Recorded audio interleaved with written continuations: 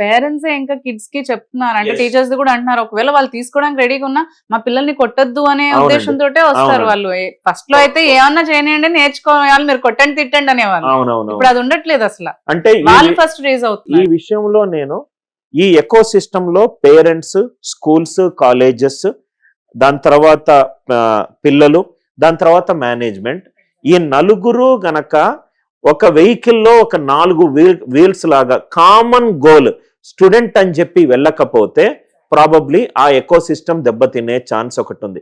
కొట్టాల్సిన అవసరం లేదు మేడం. ఒక మంచి మాట, ఒక మంచి సజెషన్, ఒక మంచి రైట్ కరెక్షన్ గనక చెప్పగలిగితే ప్రాబబ్లీ స్టూడెంట్ అర్థం చేసుకుంటాడు. When the disciple is ready Guru will appear అని చెప్పి మనకు వేదిక్ లిటరేచర్లో చెప్తారు. నేర్చుకోవాలి అనే తప్పునున్న వాళ్ళు, ఎందుకంటే నా ఆఫీస్లో వర్క్ చేసే చాలా మంది కూడా జనరేషన్ జెడ్, నేను అంతగా వాళ్ళలో ప్రాబబ్లీ బయట కనిపించేది ఏం లేదు. హార్డ్ వర్కింగ్, నేర్చుకోవాలన్న ఇంక్విజిటివ్నెస్ ఉంది, ఓపెన్ టు డూయింగ్ మిస్టేక్స్. మనము ఆ ఎన్విరాన్మెంట్ క్రియేట్ చేయగలిగితే స్టూడెంట్స్ చాలా బాగా మంచి మెంటర్లను ఎవరు వదులుకోరు మేడం. సో ఇప్పుడు మీరు 20 years ఆఫ్ ఎక్స్పీరియన్స్ ఉంది మీకు, మీరు యంగ్ వచ్చే టీచర్స్ జనరేషన్ కి ఏం అడ్వైజ్ ఇస్తారు లాస్ట్లీ? ఫస్ట్ థింగ్ వచ్చేసరికి టీచింగ్ మీరు అనుకున్నంత ఈజీ కాదు.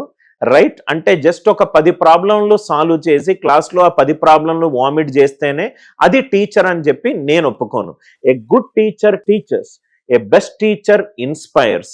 సో ఫస్ట్ థింగ్, ఎవరైనా కొత్త టీచింగ్ ప్రొఫెషన్లో వస్తే బాగా అనుభవం ఉన్న టీచర్ల దగ్గర 3 నుంచి 6 నెలలు వాళ్ళు ఎలా చేస్తున్నారు, ఎలా కమాండింగ్ చేస్తున్నారు, స్టూడెంట్స్ తోటి ఎలా మాట్లాడుతున్నారు, స్టూడెంట్ యొక్క టాలెంట్ని ఎలా ఎక్స్ట్రాక్ట్ చేస్తున్నారు అని ఒక 3 to 4 months ప్రొబేషన్ చేసి ఈ ప్రొఫెషన్లో దిగుతేనే మీరు లాంగ్ టర్మ్ గో ఈ టీచింగ్ ఎట్లా అంటే మేడం, ఇది షార్ట్ టర్మ్ గ్లోరీ కాదు, ఇది ఒక లాంగ్ టర్మ్ అచీవర్ గోల్. అంటే ఇప్పుడు మా ప్రిన్సిపల్ మేడము, మా హెడ్ మాస్టరు మేము చదువుకునేటప్పుడు చెబితే మాకు వాళ్ళు కొంచెము గట్టిగా అనిపిస్తారు, వాళ్ళు చెప్పేది మాకు అర్థం కాకపోవచ్చు, ఎందుకంటే నేను అలా అనుకున్నాను. కానీ ఇయర్స్ పెరిగే కొద్దీ అమ్మా నాన్నల మీద అభిమానము, మన టీచర్ల మీద రెస్పెక్ట్ ఆటోమేటికల్గా పెరుగుతుంది.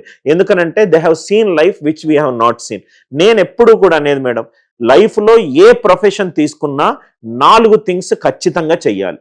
ఆ ఫీల్డ్లో గొప్పగా ఉన్న వాళ్ళ దగ్గర టైం స్పెండ్ చేయాలి, ఆ ఫీల్డ్కి సంబంధించిన పుస్తకాలు చదవాలి, ఆ ఫీల్డ్లో ఉన్న ఆటుపోట్లు అన్నీ కూడా తెలుసుకోవాలి.